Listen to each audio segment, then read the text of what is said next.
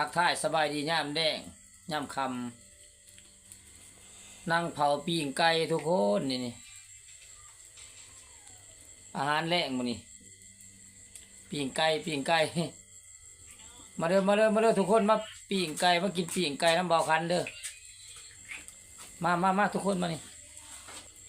ปีงไก่บ้านเขาเองนี่พี่น้องมาทุกคนมา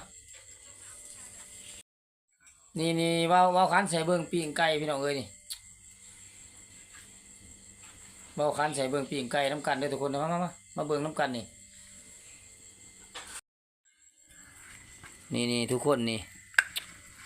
โอ้กำลังปีงไก่ทุกคนไก่บ้านเขาเองไก่บ้านบ่แม่นไก่พันธุ์เด้อพี่น้องเด้อไก่บ้านเขาเองนี่กำลังปีงพี่น้องเอ้ย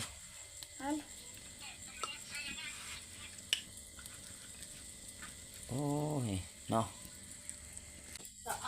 นี่ทุกคนเหลืองแอมแต้มแล้วนี่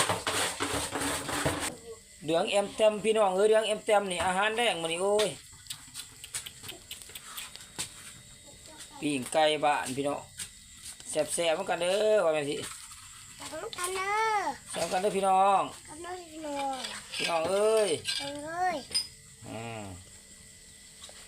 แซ่บพี่น้องเอ้ยนี่กำลังสีสุกเหลืองแอมแต้มอยู่ขบอกขอบใจทุกท่านได้เด้อที่ให้เกียรติที่ตามรับชมขอให้ทุกคนจงมีแต่ความสุขความดีและความเฮิมอย่าอะไรมาต่อพี่น้องเลย